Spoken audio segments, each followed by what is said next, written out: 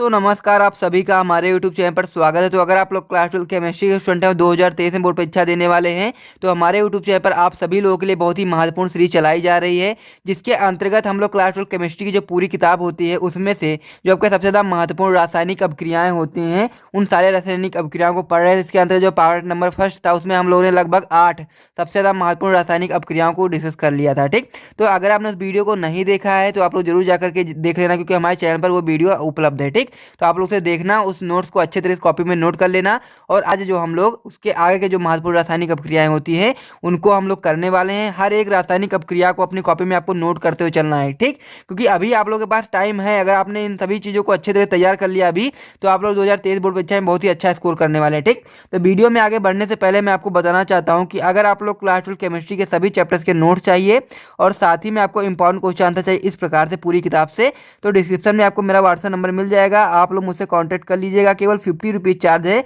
जिसमें आप लोगों को क्लास 12 केमिस्ट्री के सभी चैप्टर्स के नोट्स भी मिल जाएंगे और साथ में इंपॉर्टेंट क्वेश्चन आंसर भी देखने को मिल जाएंगे। ठीक, जो भी यूट्यूब पर कराया जाएगा वो सारे इंपॉर्टेंट क्वेश्चन आंसर आपको देखने को मिल जाएंगे। ठीक, तो चलिए तो हम लोग वीडियो को शुरू करते हैं और हर एक चीज़ को अच्छे तरीके से समझते हैं। और आप लोग वीडियो को जरूर लाइक कर दीजिएगा, क्योंकि इन सारी चीज़ों को करने में बहुत ज़्यादा मेहनत लगती है। हर एक चीज़ को अच्छे तरीके से लिखने में इस प्रकार से आप लोग देख सकते हैं कि सारी चीज़ों को लिखने में काफ़ी ज़्यादा वक्त लग जाता है। तो इसलिए आप लोग वीडियो को लाइक कर दें, साथ में चैनल को भी सब्सक्राइब कर दें इसी प्रकार की महत्वपूर्ण वीडियोस को पाने के लिए। ठीक, तो चलिए दोस्तों हम लोग वीडियो को शुरू करते हैं और एक एक करके सारे रासायनिक अभिक्रियाओं को समाप्त करते हैं।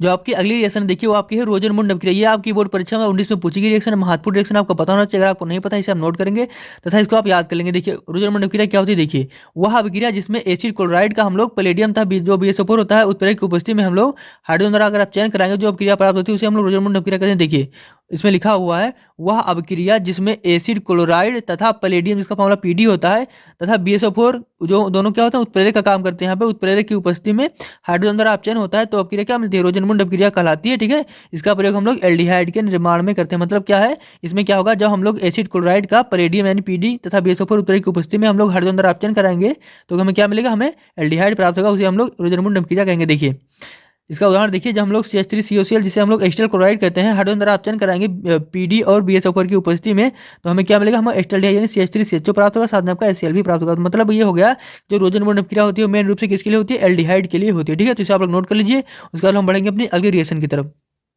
अगली महत्वपूर्ण रिएक्शन होने वाली है वो आपकी क्लेमेंसन अपचयन। ये भी बहुत ही महत्वपूर्ण रिएक्शन आपको पता होना चाहिए। अगर आपको नहीं पता इसे आप नोट करेंगे। ठीक है, इसको याद कर लेंगे। क्या होता है क्लेमेंसन अपचयन, देखिए जो कार्बनिक यौगिक होते हैं जब उनका अपचयन हम लोग जिंक अमलगम तथा सांद्र एसिड द्वारा कराते हैं तो हमें जो रिएक्शन प्राप्त होती है आपका क्लेमेंसन अपचयन कहलाती है। देखिए इसमें लिखा हुआ है जब हम लोग कार्बनिक यौगिकों का अमलगमित जिंक तथा सांद्र एसिड द्वारा अपचयन जो होता है वह आपका क्लेमेंसन अपचयन कहलाता है।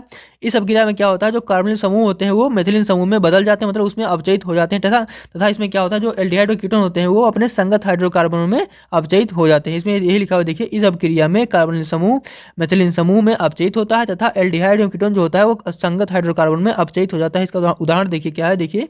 देखिए जो यहाँ पे एल्डिहाइड है RCHO है वो जब इसका हम लोग अपचयन करते हैं तो क्या होता है, वहाँ पे RCH3 हो जाता है। ठीक है, जब हम लोग ये इसका कीटोन का करते हैं RCOR का करते हैं तो वो भी RCH2R में अपचयित हो जाता है। ठीक है, इसी प्रकार एक उदाहरण देखिए, जब हम लोग एस्टल्डिहाइड का अपचयन करेंगे तो क्या मिलेगा, हमें एथेन प्राप्त होगा। देखिए एस्टल्डिहाइड का फॉर्मूला क्या होता है, CH3CHO होता है।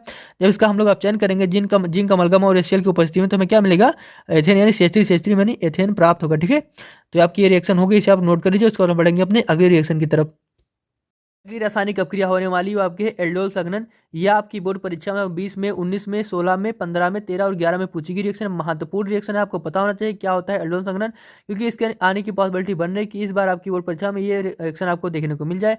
अगर आपको नहीं पता है ये रिएक्शन, आपको इसे नोट कर लेंगे, आपको याद कर लेना है, क्योंकि इसके आने की पॉसिबिलिटी 100% बन रही है कि आपकी बोर्ड परीक्षा में आपको ये रिएक्शन देखने को मिलेगी। तो क्या होता है एल्डोल संघनन, देखिए कार्बोनिल के ऐसे यौगिक जिनमें अल्फा हाइड्रोजन परमाणु उपस्थित होता है वो NaOH या BaOH का होल ट्वाइस आदि की उपस्थिति में संग्रहण कराते हैं। ठीक है, उदाहरण के तौर पर हम लोग देख सकते हैं, अगर हम लोग एस्टल्डिहाइड का संग्रहण कराएंगे तो हमें क्या मिलेगा, एल्डोल बनता है। इस अभिक्रिया को हम लोग एल्डोल संग्रहण करते हैं। देखिए जब हम लोग एल्डिहाइड के 2 अणु लेंगे, ठीक है, उसका हम लोग NaOH की उपस्थिति में जब हम लोग संग्रहण कराएंगे तो हमें क्या मिलेगा, हमें एल्डोल प्राप्त होगा, जिसका फॉर्मूला क्या होता है, CH3CHOH CH2CHO होता है। मतलब ये होगा कि जब हम लोग एल्डिहाइड के 2 अणु लेंगे उसका NaOH की उपस्थिति में संग्रहण कराएंगे तो हमें एल्डोल प्राप्त होगा। ठीक है, तो ये होगा आपका एल्डोल संग्रहण। देखिए जो ये संग्रहण होता है वो 2 समान या भिन्न भिन्न एल्डिहाइडों के अणुओं के मध्य में या 2 समान या भिन्न भिन्न कीटोनों में तथा एक एल्डिहाइड एक कीटोन में भी हो सकता है। देखिए इसमें लिखा हुआ है यह संघनन दो या समान या भिन्न भिन्न एल्डिहाइडों के अणुओं के में, दो समान या भिन्न भिन्न कीटोनों में तथा एक एल्डिहाइड तथा एक कीटोन में भी हो सकता है। देखिए इसका उदाहरण के तौर पर हम लोग देख सकते हैं।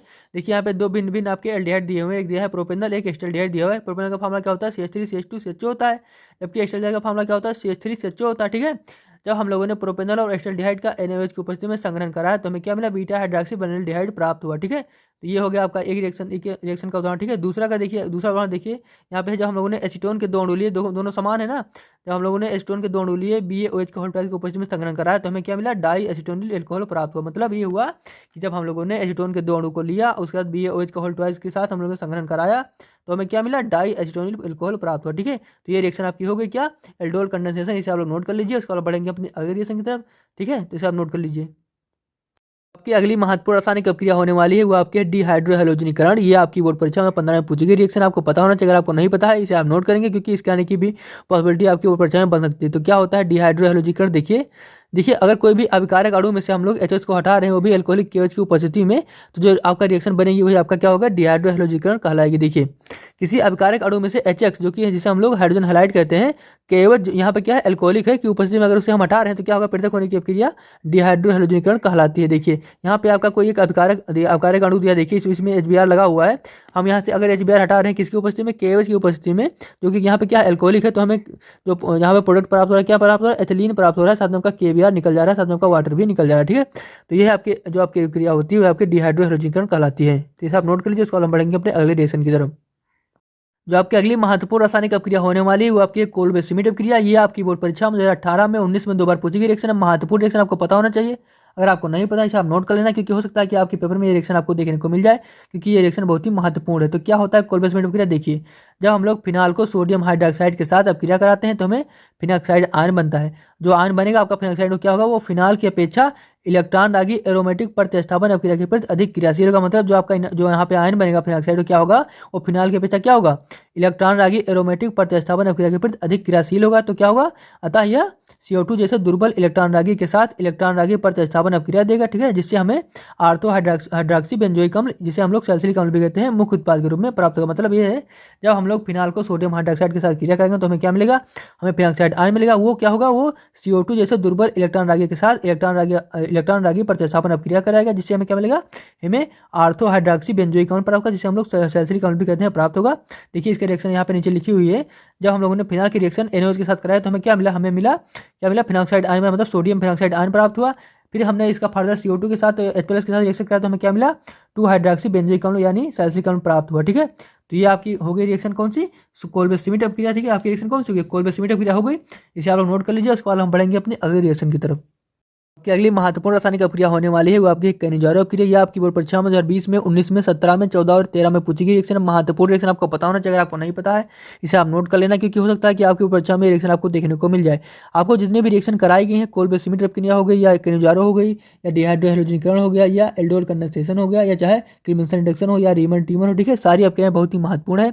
आपकी बोर्ड परीक्षा में ये सारी अभिक्रियाएं आपको देखने को मिल जाएंगी। आप सारी रिएक्शन को तैयार कर लेना क्योंकि इसी में से आपको कोई ना कोई अपने पेपर में देखने को मिल जाएगी। ठीक है, तो हम लोग यहाँ पे जानते हैं क्या होता है कैनिजारो अभिक्रिया। देखिए ऐसे एल्डिहाइड जिनमें अल्फा हाइड्रोजन परमाणु नहीं होते हैं शांत क्षार की उपस्थिति में स्वाक्षीकरण व अपचयन की अभिक्रिया प्रदर्शित करते हैं। इस अभिक्रिया में क्या होता है, एल्डिहाइड का जो एक अणु होता है वो एल्कोहल में अपचयित हो जाता है, जबकि जो दूसरा अणु होता है क्या होता है, वह कार्बोक्सिलिक अम्ल के लवण में ऑक्सीकृत हो जाता है। इसी अभिक्रिया को हम लोग कैनिजारो अभिक्रिया कहते हैं। मतलब ये है एल्डिहाइड के ऐसे अणु जिनमें अल्फा हाइड्रोजन परमाणु नहीं होता है वो शांत क्षार की उपस्थिति में स्वाक्षीकरण व स्व अपचयन दर्शाते हैं। इसमें क्या होता है, जो एल्डिहाइड का एक अणु होता है वो क्या करता है, वो एल्कोहल में अपचयित हो जाता है, जबकि जो दूसरा अणु होता है वो क्या होता है, वो कार्बोक्सिलिक अम्ल के लवण में ऑक्सीकृत हो जाता है। इसी अभिक्रिया को हम लोग कैनिजारो अभिक्रिया कहते हैं। ठीक है, तो ये आपकी होगी कैनिजारो अभिक्रिया, आपको समझ में आ गया होगा।